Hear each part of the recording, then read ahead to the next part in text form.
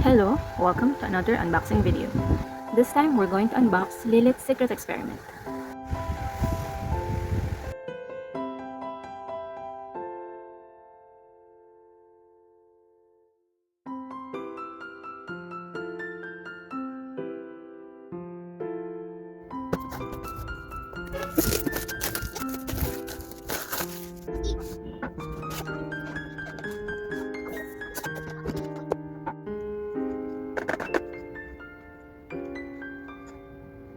Meron siyang 8 designs and 1 secret.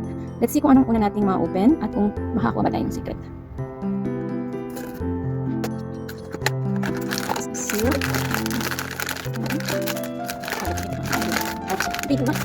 Oh, ang nakuha natin ay si Ghostly Elixir. Ito yung mga accessories niya. Mga capsules. Meron siyang 10 capsules.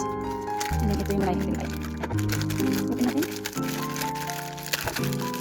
Oh, wow, ang details. Akala ko dito. Ah, look at that. Look at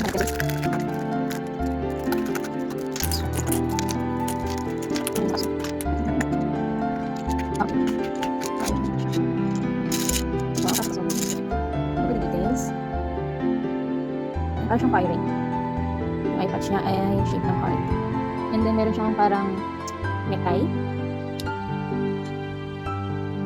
Tapos yung capsules niya ay blue and black. Tapos yung white.